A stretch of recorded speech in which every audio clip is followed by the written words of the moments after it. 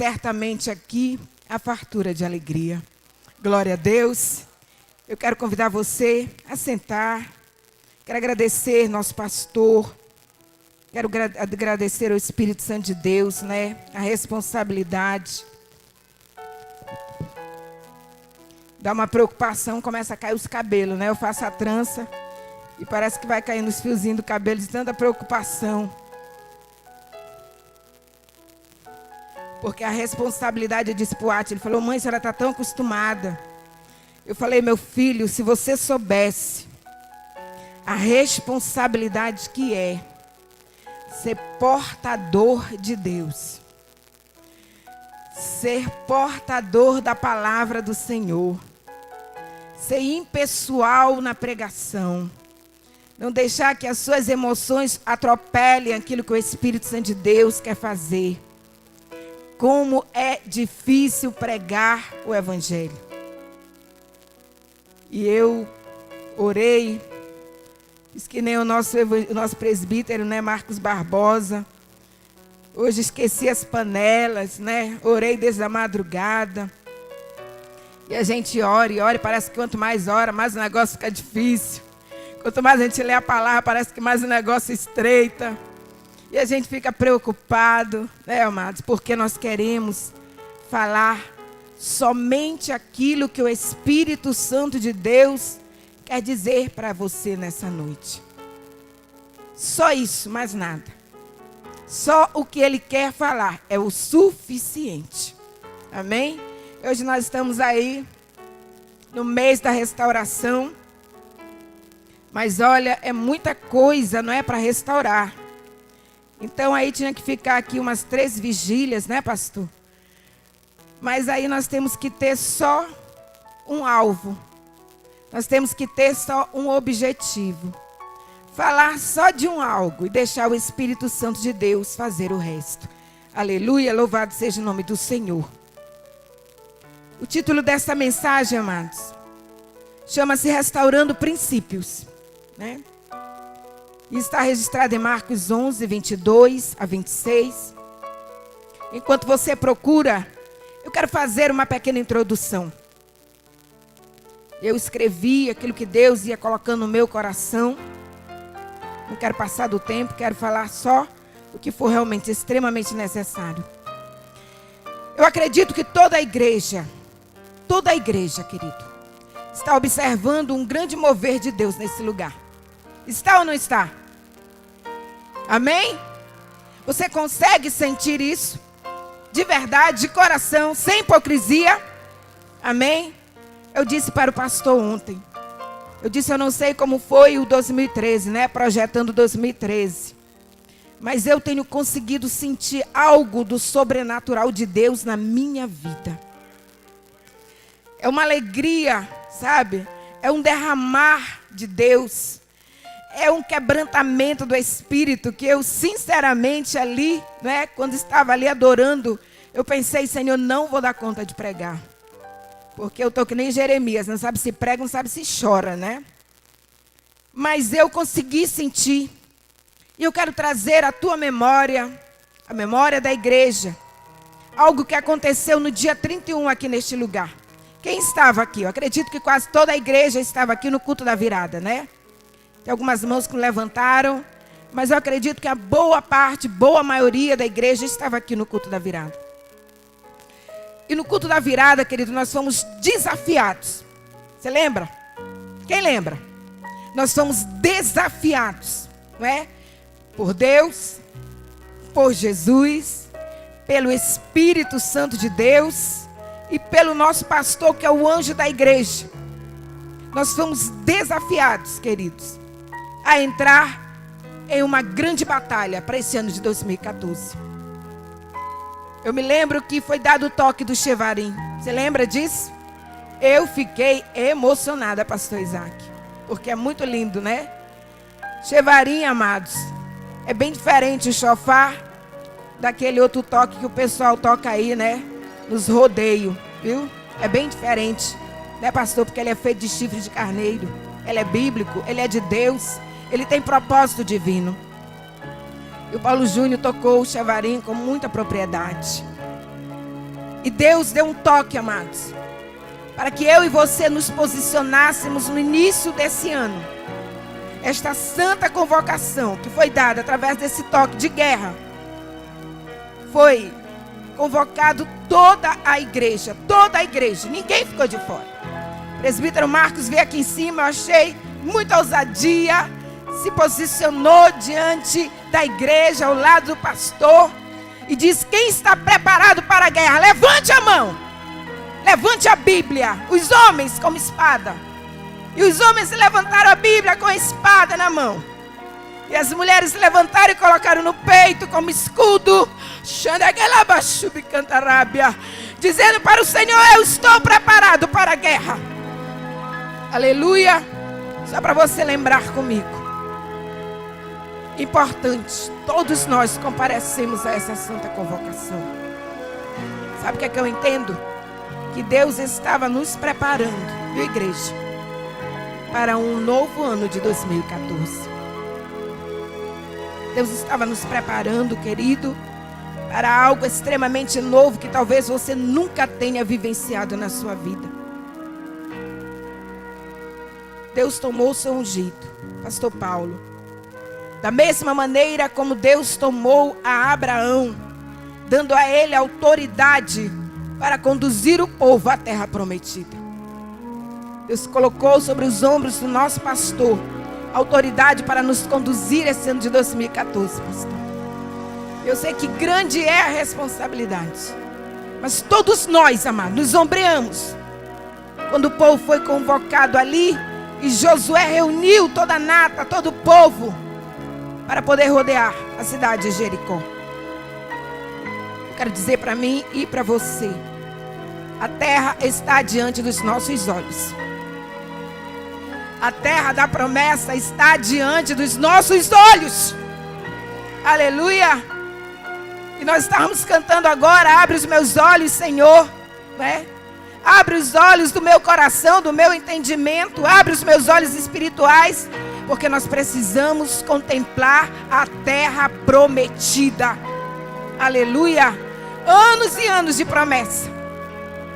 Quanto tempo se passou? E agora ela está diante de nós. Ela está diante de mim e ela está diante de você, para nós entrarmos nessa terra. Aleluia. Eu achei interessante esses dias agora, orando. Estávamos aqui reunidos de manhã, e a missionária Hilda, que não é matemática nem nada, mas é muito sábia no Senhor, ela fez uma conta muito interessante aqui.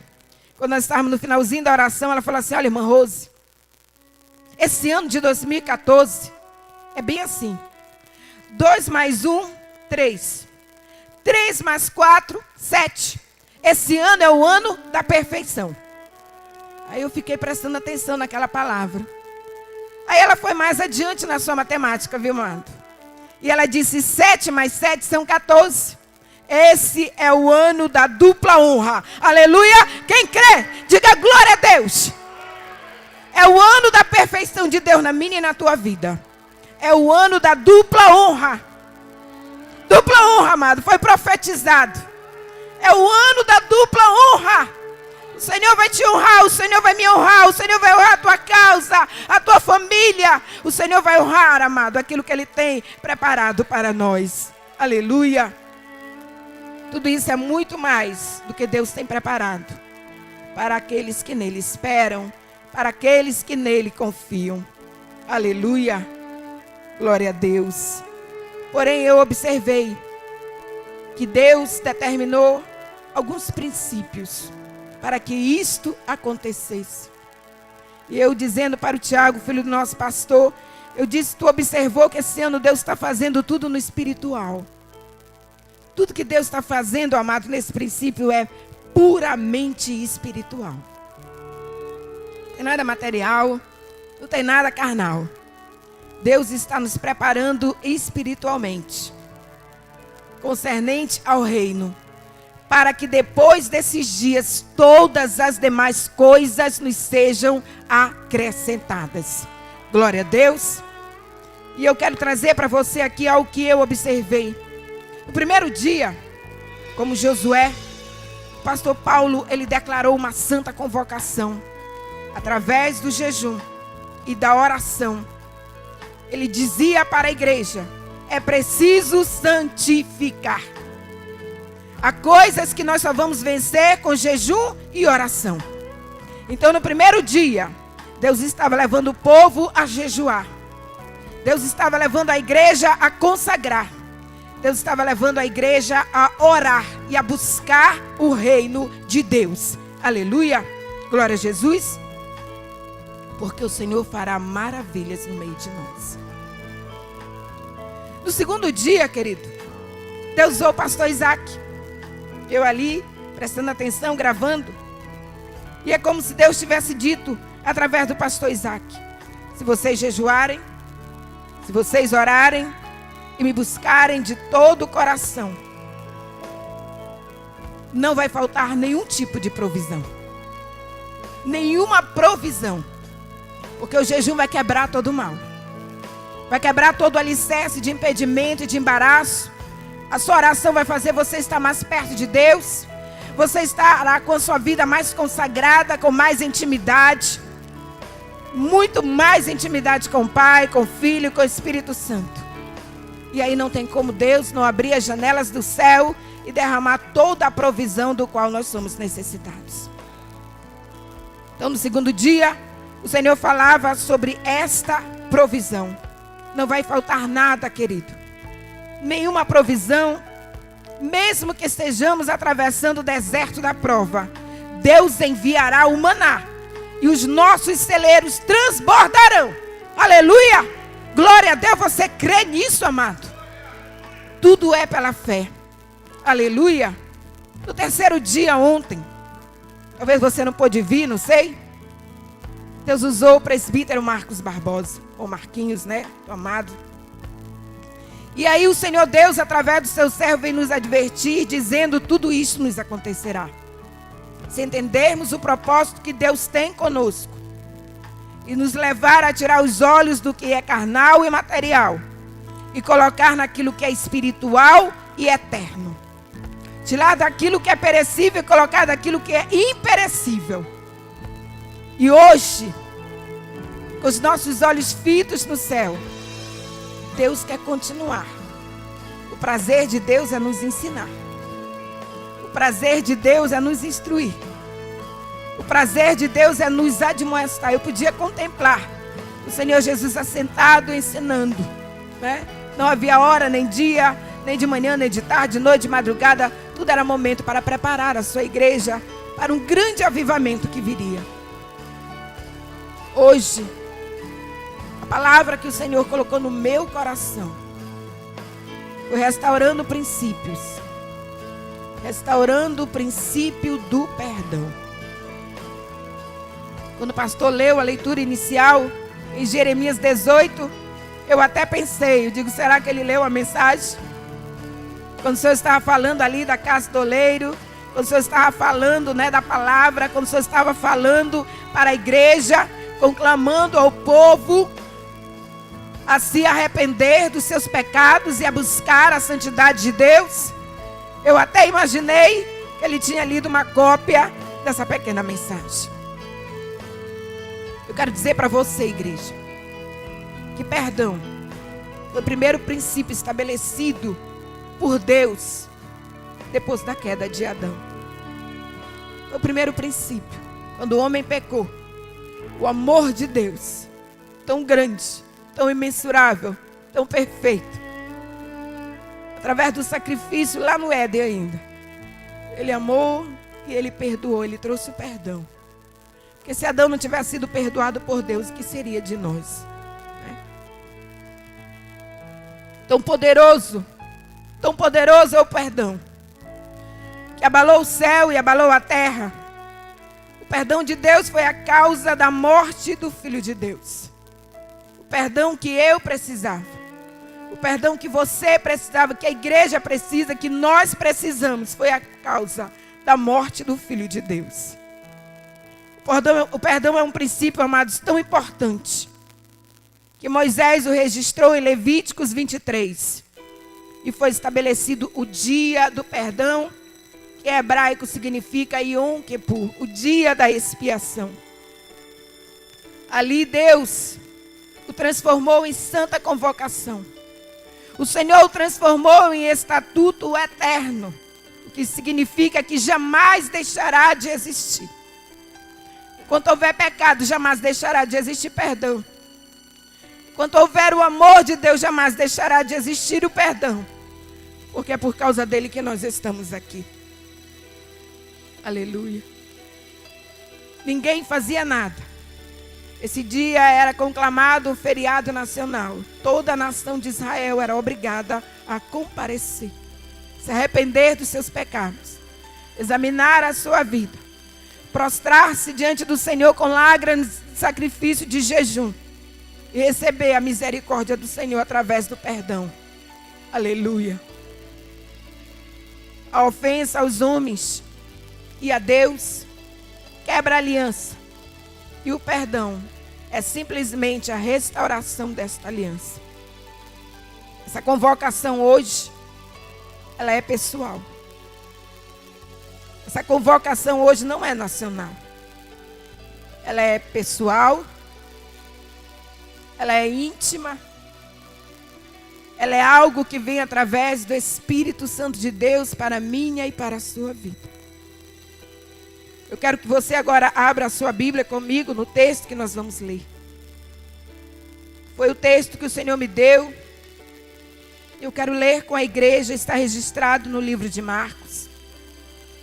Capítulo de número 11. Versículo de número 23. Você possa nos acompanhar nessa leitura. Aleluia, Jesus. Amém. E Jesus respondendo disse-lhes: tende fé em Deus? Porque em verdade vos digo que qualquer que disser a este monte, ergue-te, lança-te ao mar, e não duvidar em seu coração, mas crer, assim se fará. Se fará aquilo que diz, e tudo que disser lhe será feito.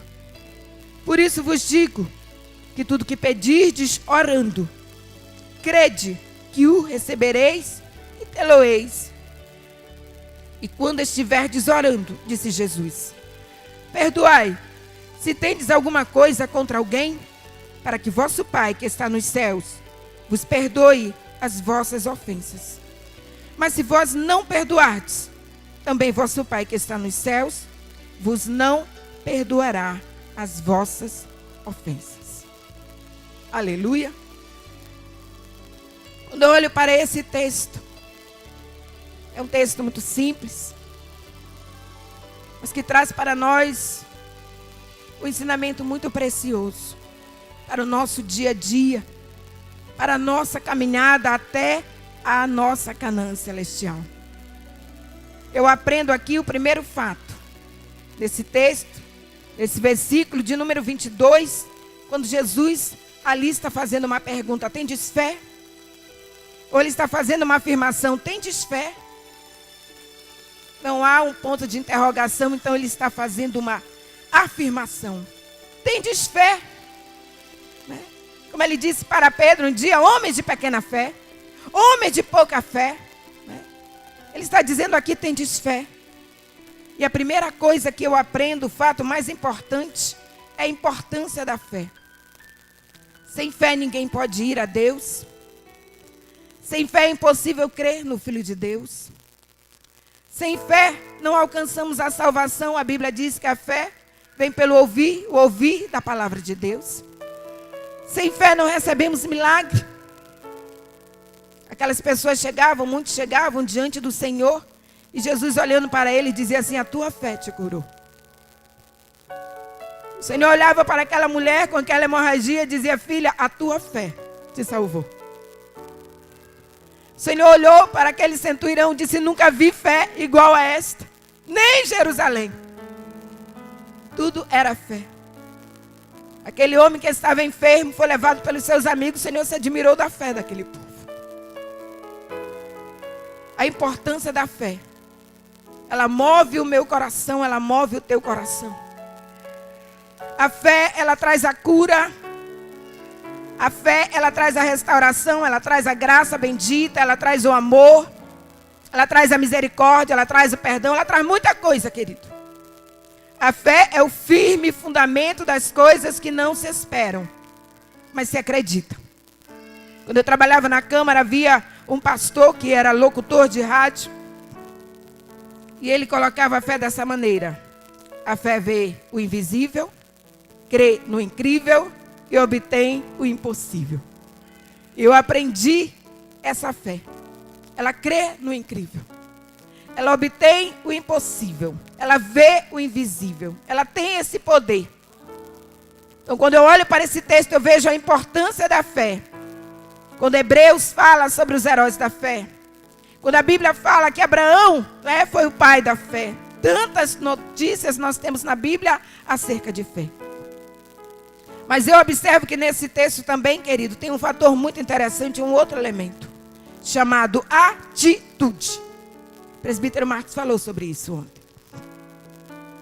E a atitude aqui, ela está muito bem explicada. Quando ela diz assim, ergue-te, né? Era necessário que alguém abrisse a sua boca e cresce, e não houvesse dúvida, e dissesse para aquele monte, ergue-te e lança-te ao mar. Eu vejo o segundo elemento desse texto importante, para nós chegarmos naquilo que o Espírito Santo de Deus quer falar conosco nessa noite. Sabe o que é que eu vejo? Quando o presbítero Marcos estava aqui orando, ele falou uma coisa que eu achei que também ele tinha lido aqui o meu texto. Ele falou sobre o carro, sobre o combustível. Eu achei interessante a confirmação, porque quando eu estava ali orando, o Senhor dizia assim, a fé, ela é o combustível, e a atitude é a ignição. Mas se você colocar combustível no carro e você não ligar a chave na ignição, ele não vai fazer nada. Ele não vai nem conseguir sair do lugar. A fé precisa, a atitude também precisa. Mas o Espírito Santo de Deus me falava que havia um terceiro elemento de grande valor para que o milagre aconteça na nossa vida, para que os propósitos se realizem na nossa vida, para que a vitória ela venha na nossa vida. Tá? Quando eu levo isso para o terreno espiritual, né? Talvez eu olhando para aquela questão do carro, só o combustível, a ignição e com certeza o motorista, né? Seria o suficiente. Mas quando eu levo para o terreno espiritual, queridos, eu vejo que falta mais um elemento importante. E este elemento chama-se perdão. Viu, irmãos? Esse elemento é a maior obra gerada no coração de Deus depois do amor. O perdão. Você sabia que o símbolo do perdão é a cruz? Você sabia disso? O símbolo do perdão é a cruz. Na horizontal, amado, quando você coloca assim, a cruz na horizontal, ela fala do relacionamento humano. Ela fala do nosso relacionamento no dia a dia, durante toda a nossa trajetória de vida. Quando ela se coloca na vertical, ela fala do nosso relacionamento com Deus. Eu quero fazer uma pergunta para a igreja. Como caminhar? Como caminhar nessa trajetória de vida que o Senhor nos concedeu, sem magoar? Como caminhar sem ferir?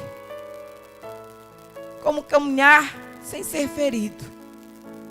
Como é que nós caminhamos, querido? Somos tão falhos, tão errados, tão orgulhosos, tão altivos, tão cheios de mesquinhez, tão ignorantes acerca das coisas de Deus. Como é difícil caminhar na terra, sem ferir ninguém, sem ser ferido por ninguém. Como é difícil, queridos. Todos nós temos convicção que não existe ninguém aqui assentado nesse banco, a não ser as crianças de peito, né, os pequenininhos, que não têm ainda esse amadurecimento espiritual.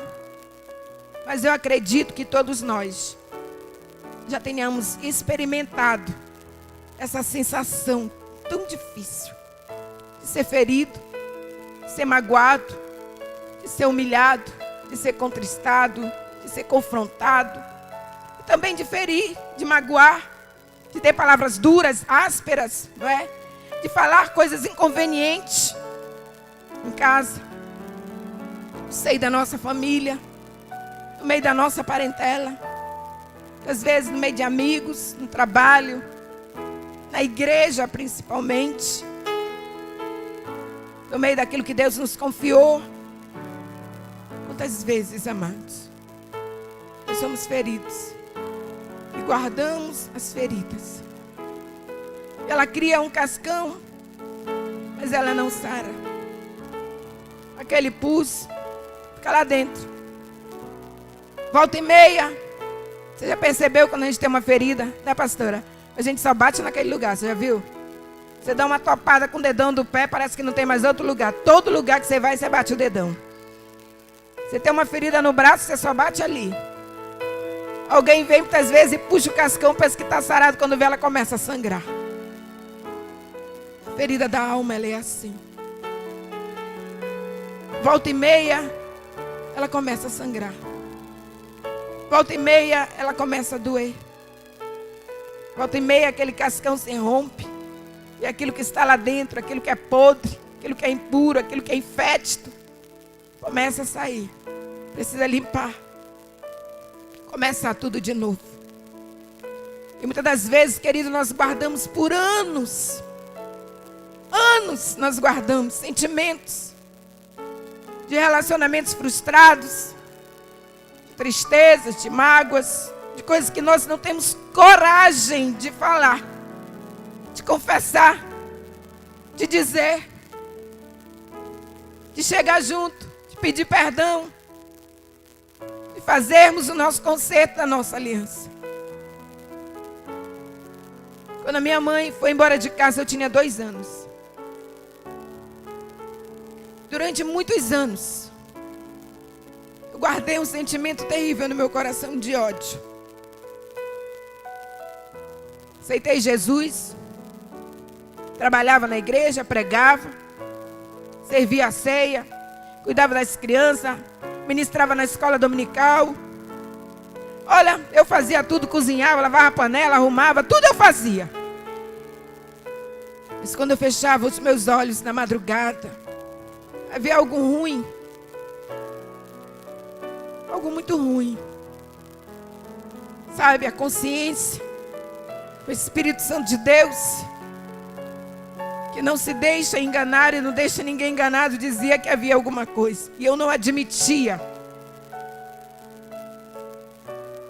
Porque o pior dessa ferida é quando a gente não consegue admitir que ela é uma ferida que está nos envenenando, que está nos matando, que está nos corroendo.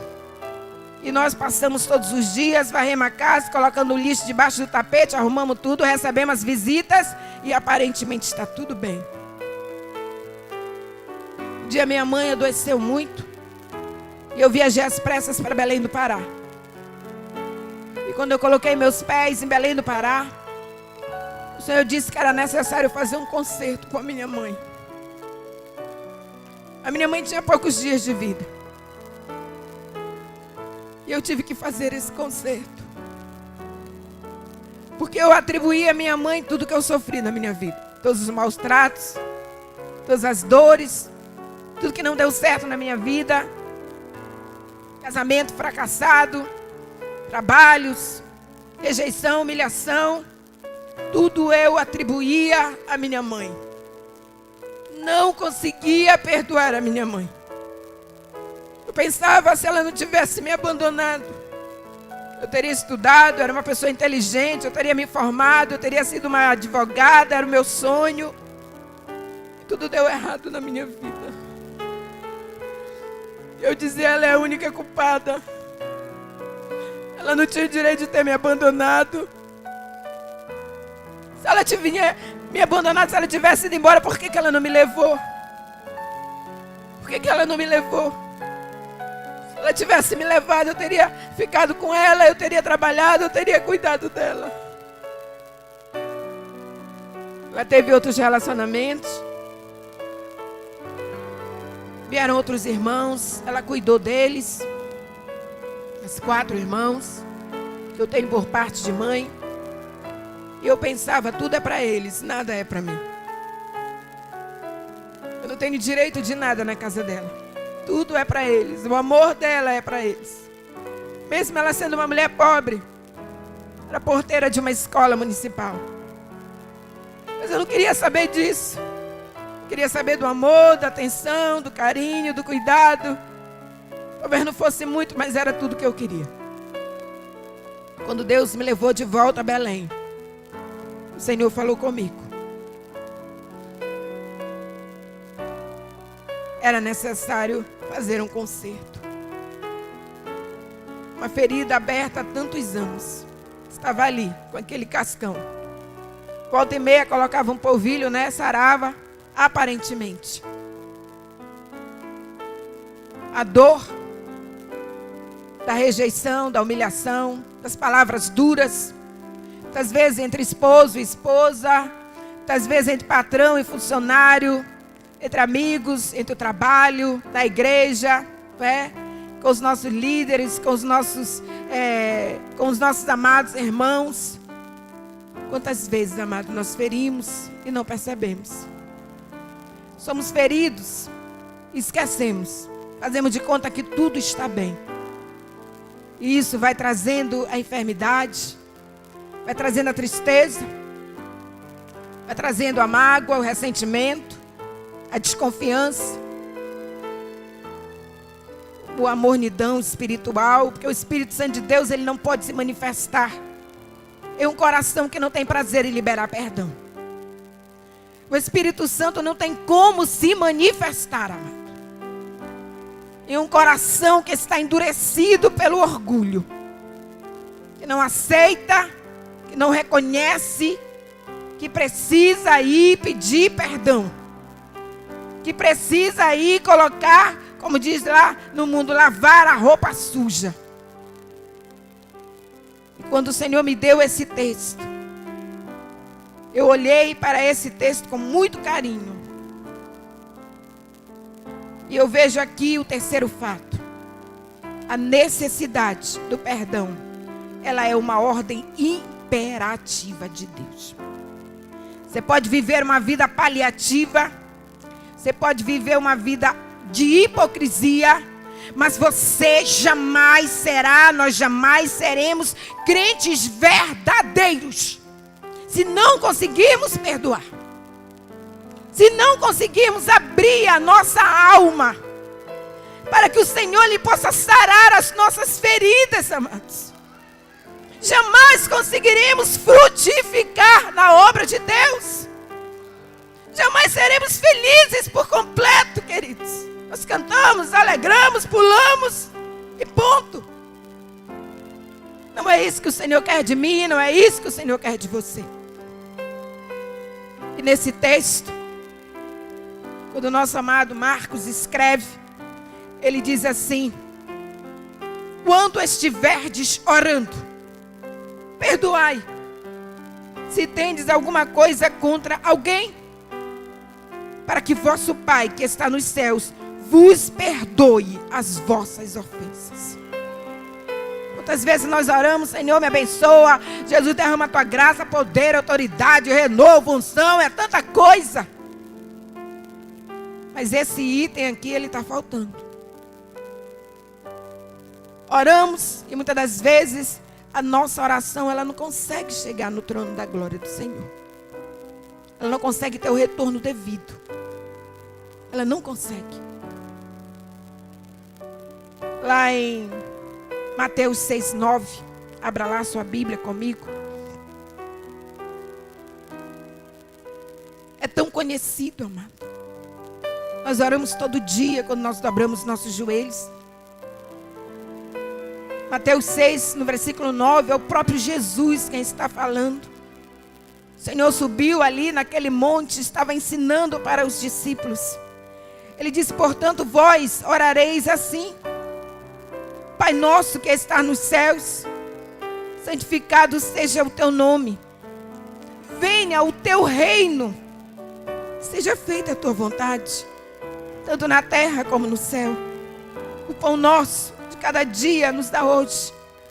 Perdoa-nos as nossas dívidas, assim como nós perdoamos nossos devedores. Não nos induz à tentação, mas livra-nos do mal.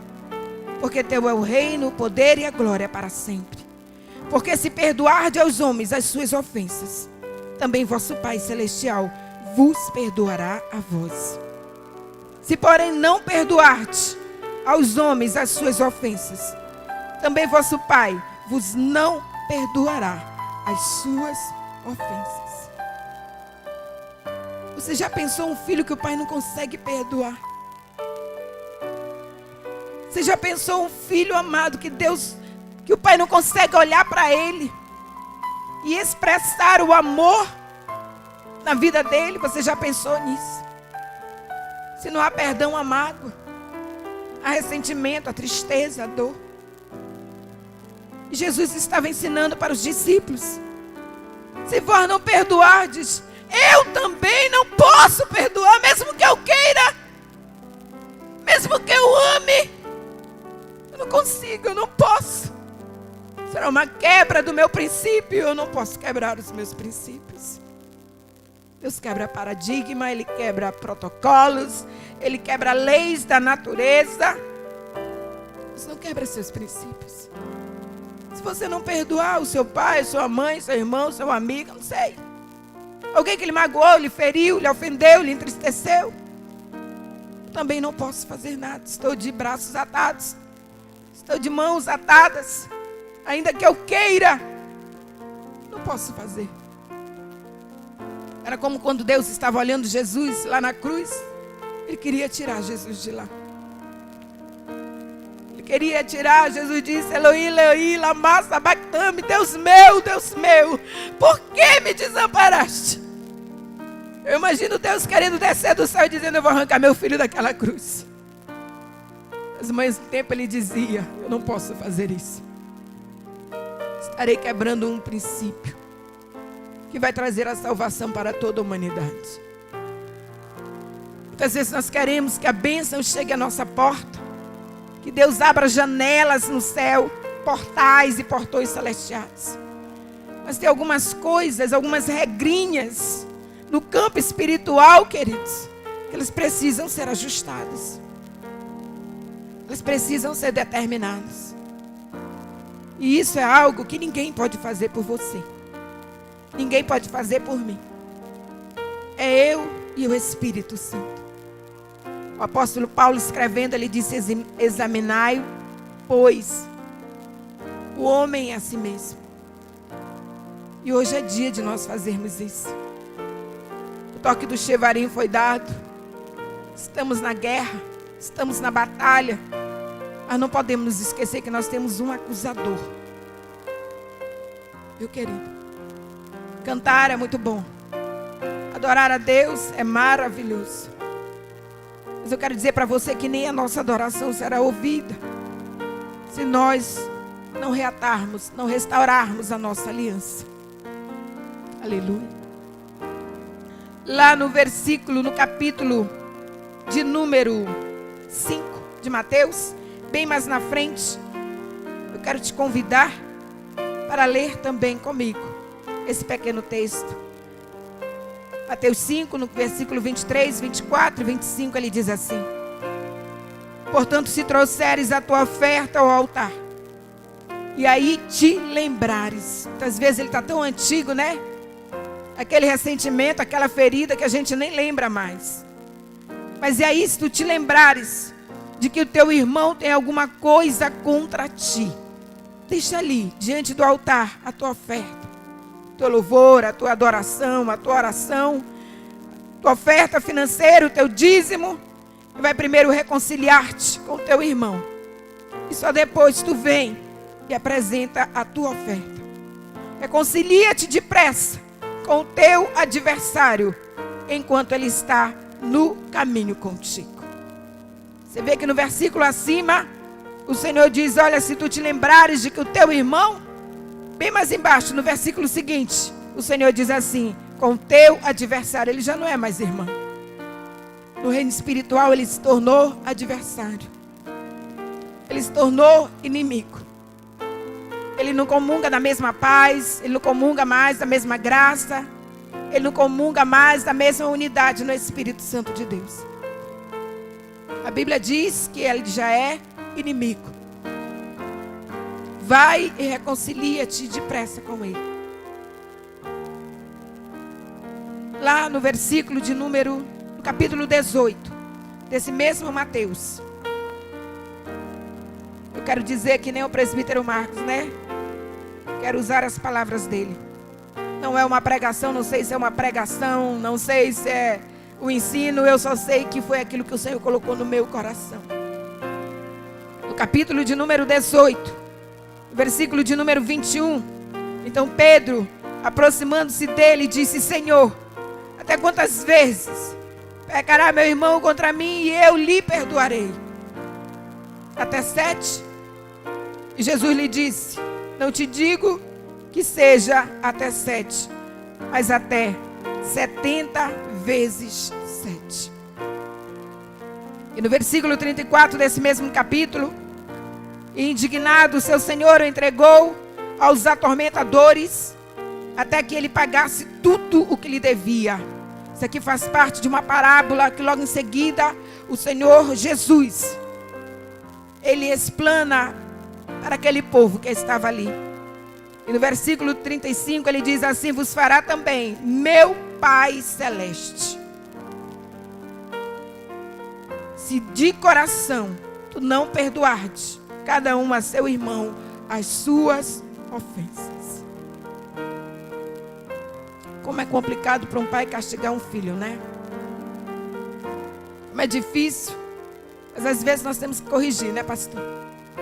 Nós que somos pais, que temos responsabilidades de apresentar nossos filhos ao Senhor. Há momentos que nós precisamos corrigir. Às vezes é uma palmadinha, às vezes é uma chinelada, né? Apesar da lei aí dizer que não pode, lá na minha casa pode, né? Podia naquela época. Mas às vezes, amado, o castigo ele tem que ser mais duro. Às vezes é um castigo que fere muito mais a nossa alma, o nosso coração de pai, porque muitas vezes é aquele que está recebendo o castigo. Às vezes nós somos provados duramente, o Espírito de Deus dizendo para nós: examine-se, veja o que está errado. Quero te abençoar, quero abrir as portas. Eu quero derramar sobre ti a minha glória, a minha Shekinah, mas tem alguma coisa que está errado. Conserta. Olha aí o que está faltando. Quero derramar do meu Espírito na sua vida. Quero batizar com o Espírito Santo. Está faltando alguma coisa. E o Espírito Santo ele nos convida a refletir nessa noite. Eu quero que você faça uma introspecção, sabe, amado? Você agora olhe para dentro da sua alma. Não desse coração que bate, bombeando sangue, mas da sua alma. Do seu homem interior. Analise diante do Espírito Santo de Deus. Eu te convido a fazer isso nessa noite. A olhar para dentro de você. E ver aonde precisa. Estamos restaurando. Restaurando alianças. Restaurando princípios. Que o nosso carro, amado, ele não vai conseguir chegar na terra prometida se isso aí não tiver direito. Temos a fé, temos a atitude, temos a coragem. Mas tem algo que falta. Quando nós olhamos para a história de Jacó e Esaú, lá no Velho Testamento, lá em Gênesis, eu observo que Jacó conquistou tudo que o seu coração desejou. Tudo, absolutamente tudo.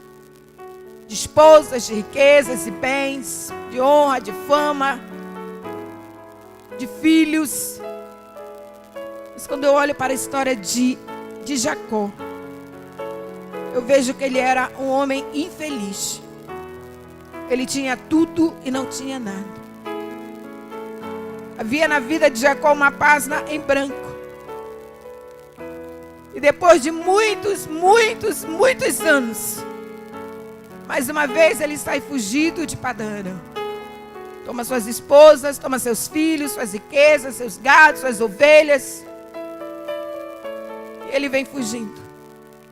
E a Bíblia diz que quando ele se aproximou de Canaã, o Espírito de Deus trouxe a memória dele o mal que ele havia feito com seu irmão. Pesou o seu coração. A Bíblia diz que ele teve medo. Porque muitas vezes nós temos medo de ir lá e dizer: meu irmão, eu queria te pedir perdão que eu falei mal de você. Olha, minha irmã, eu queria te pedir perdão porque eu levantei essa calúnia contra você. Pai, eu quero te pedir perdão porque você falou aquela palavra há muitos anos e aquilo feriu profundamente o meu coração. Sabe aquele provão que a gente faz ali no ginásio? E a gente faz aquele provão e aí tem algumas matérias que a gente não passa. E aí no próximo ano a gente pega todas as matérias que a gente foi reprovado e vai lá de novo. Isso é a graça de Deus. Deus está nos dando mais um ano para vermos as matérias que fomos reprovados, aonde não conseguimos passar, e irmos fazer a prova no Espírito Santo de Deus, sabendo que o amor do Senhor nos capacita para vencermos, nos capacita para conseguirmos chegar, amado, à plenitude da graça do Espírito Santo de Deus. Espírito Santo de Deus. Jacó precisou passar pelo Jaboque. Jaboque no hebraico significa esvaziar. Era um rio que desaguava no Jordão. E só dava para passar quando ele estava mais vazio, pastor. E nessa noite o Espírito nos convida a nos esvaziarmos de nós mesmos. Do orgulho, do eu, da vaidade, da dureza do coração. Eu não vou pedir perdão, é Ele que tem que me perdoar, é Ele que tem que pedir a perdão, é Ele que tem que vir a mim, é Ele que tem que fazer. Esse ano ano passado eu passei por um problema muito sério. Trabalhei em Belém do Pará em 2012. E saí de lá debaixo da bênção do meu pastor. Quando eu cheguei aqui em Goiânia, meus filhos sabem disso. Uma amiga minha muito amada de aliança ligou para mim chorando, desesperada. A minha pastora Luizeuda, na época, estava muito enferma. Ela já via doente há 20 anos. Morre, não morre, já tinha sido ressuscitada, fazia hemodiálise. E alguém chegou com a minha pastora e disse assim: pastora, eu quero contar uma coisa para a senhora. Eu pensei muito em não contar, mas eu decidi vir contar para a senhora. E Deus havia revelado para uma outra amada do meu coração, irmã Vilma, e disse assim: olha, Simone, o Espírito de Deus me revelou algo que tu vai fazer. E o Senhor disse para tu não fazer, porque você vai levantar um grande pecado contra Deus. E ela falou: não, mas eu não estou pensando em fazer nada. E na primeira oportunidade que teve, ela chegou com a pastora, abraçou a pastora. Minha pastora estava bem magrinha. E ela disse: olha, pastora, eu quero dizer para a senhora, sabe a missionária Rose? Ela vive pelos montes, tem um monte aí que ela ora de noite. Ela está orando para a senhora morrer, porque ela quer se casar com o pastor. Senão ele casou esse ano, viu? Com a pastora Conceição, que é tenente da aeronáutica. E a minha pastora ficou tão abalada. Minha pastora disse assim: mas ela é da minha confiança. Como é que ela pôde fazer isso? Esse pastor, ela olhava todo dia. Por isso que a senhora todo dia piora, porque ela está orando para a senhora morrer.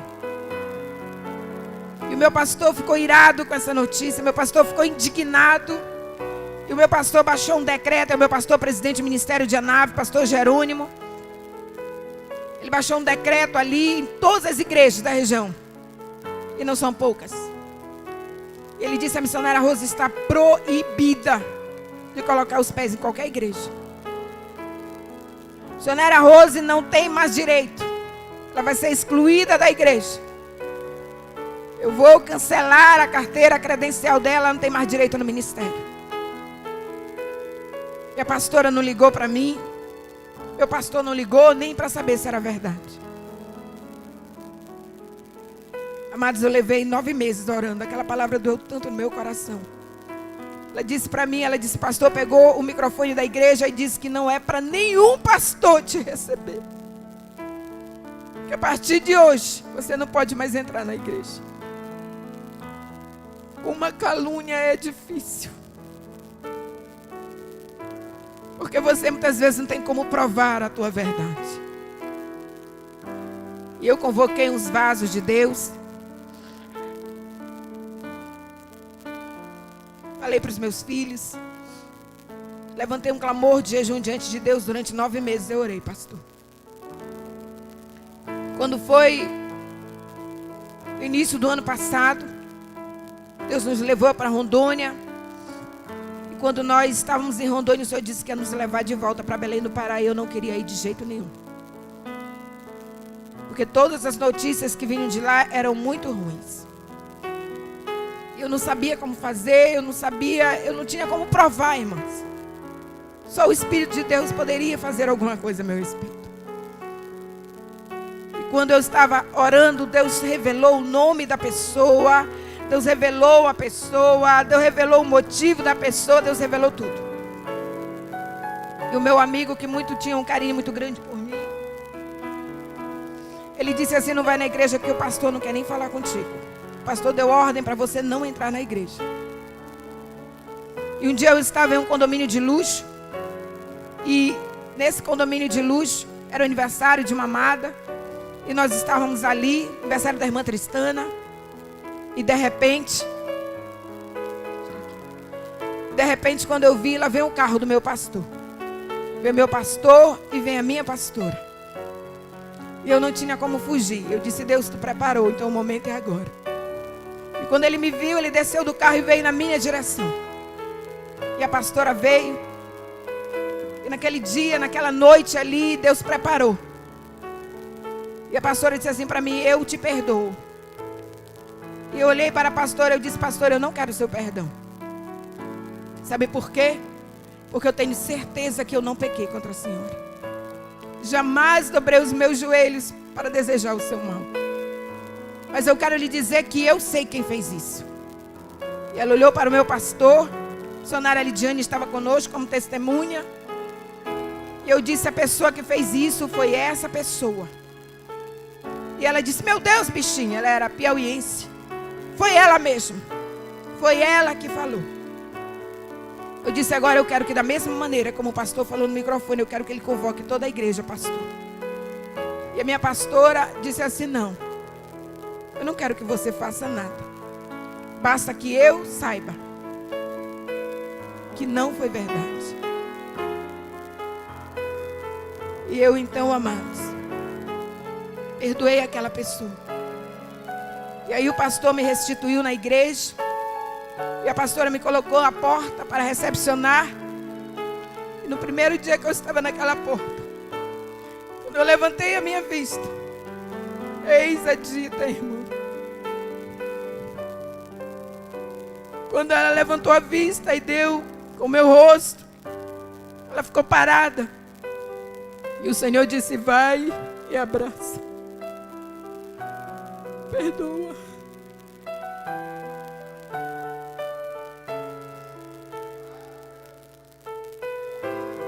Perdoa. Porque o que eu tenho contigo é grande. Eu abracei, liberei o perdão, abençoei. E Deus deu prosperidade ao nosso ministério naquele lugar. Eu entreguei minha carta ao pastor. Quando eu saí dali, o meu pastor me abençoou. Dobrei meu joelho. Naquele gabinete eu disse, pastor, me abençoe. E o meu pastor me abençoou. Ministrou a bênção de Deus sobre a minha vida. Eu pude retornar.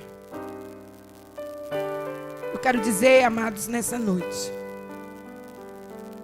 que tem um momento da nossa vida em que nós temos que nos confrontar com aquilo que está errado. Eu quero convidar você a ficar de pé. Eu quero convidar você a fechar os seus olhos nessa noite. Eu quero convidar o meu pastor, que é o anjo da igreja. Não sei se você precisa pedir perdão para algum irmão aqui. Eu não sei se você precisa pedir perdão quando chegar em casa, ou quem sabe no trabalho. Eu não sei, amados. Eu juro que eu não sei. O Senhor tem nos dado muitos meios de comunicação. Se você não tem coragem pessoalmente, manda uma mensagem, uma cartinha, não é? Ou um MSM. Mande alguma coisa, faça alguma coisa. Mas não fique como está. Eu tenho a convicção plena de que o Espírito não me daria essa mensagem se não houvesse necessidade. Então eu convido você nessa hora a fechar os seus olhos. Examine-se diante do Espírito Santo de Deus. Nosso pastor vai orar. Se você precisar pedir perdão para o pastor, para algum obreiro, para alguém, eu não sei. Eu vou deixar a cargo do Espírito Santo de Deus. É Ele quem vai fazer aquilo que o homem não sabe fazer. A única coisa que eu quero é que você não perca a oportunidade que o Espírito de Deus nos deu, para que nós possamos viver a plenitude do Espírito da graça de Deus nesse ano de 2014. Que tudo aquilo que está impedido, que tudo aquilo que está, como diz, embarreirado, tudo aquilo que está travancado, ele possa verdadeiramente ser quebrado nessa noite. E você possa receber o perdão de Deus. Que você possa receber a bênção completa do Senhor para a vida que Deus tem para te dar, não só este ano, mas por todos os anos da sua vida. Amém? Feche os seus olhos nessa noite. Aleluia. Pastor. Feche os seus olhos, queridos. Curva a sua cabeça. Eu tenho certeza que Deus tem falado conosco nesta noite. E gostaria que você, com seus olhos fechados, sua cabeça curvada, você fizesse uma análise no seu coração.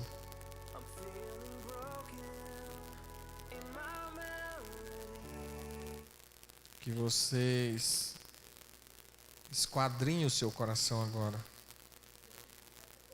Vê se tem alguma coisa, se há alguma coisa. Se a palavra não falou, que você possa ouvir a voz do Espírito.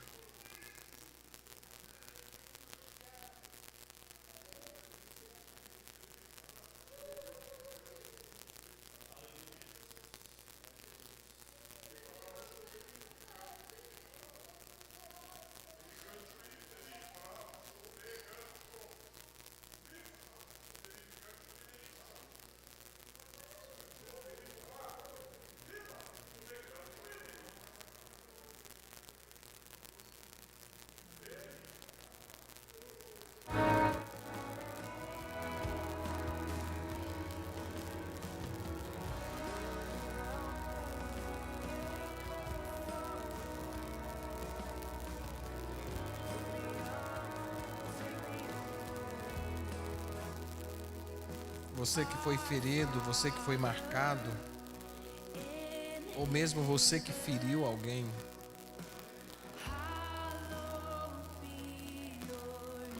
há necessidade de perdão.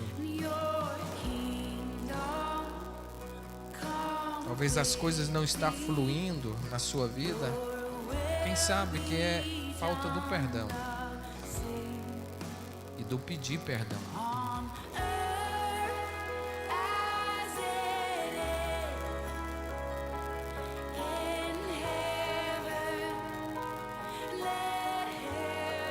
Pai, nós estamos na Tua presença. Ah, como que o Senhor tem falado conosco. A Tua palavra, Senhor, ela vem de encontro à nossa vida. O Senhor conhece o que existe, ó Deus, dentro de cada coração. O Senhor conhece o sentimento. Não há nada oculto, Senhor, aos Teus olhos. Eu peço em nome de Jesus agora, ó Deus, Traga o entendimento, Senhor, aos corações. Traga a revelação do Senhor agora, Senhor, aos corações. Vá onde eu não posso, Senhor, e faz aquilo que eu não posso, mas o Senhor pode, o Teu Espírito pode. Quebra as cadeias, Senhor. Quebra as cadeias, Jesus. Quebra os cativeiros agora, Senhor. Xaracarabashure cantarabashure manabashemes.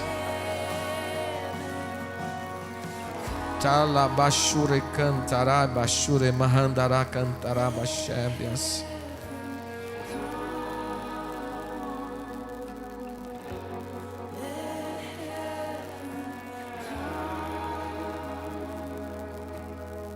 Talabashure mahandarai shure cantarabashure cantarabanabashemes.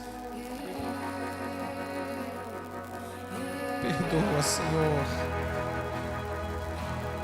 Restaura, Deus.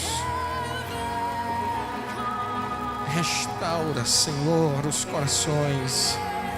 Remova, Senhor, todo e qualquer sentimento que não te agrada, Senhor. Tira, Senhor, muda, Senhor, a história. Deus, faz aquilo, Senhor, que é obra exclusiva do Senhor.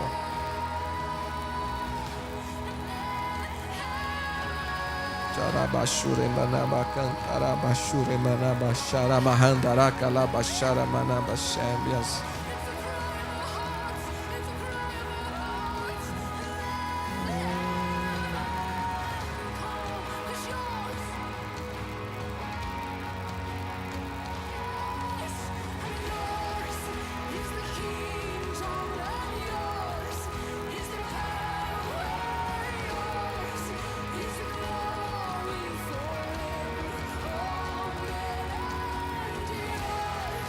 Tenta conseguir ouvir a voz de Deus.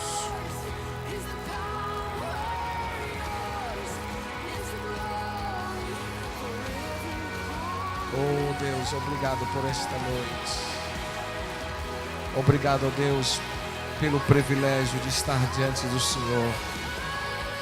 Obrigado, Senhor, por tudo, porque o Senhor é bom, o Senhor é fiel.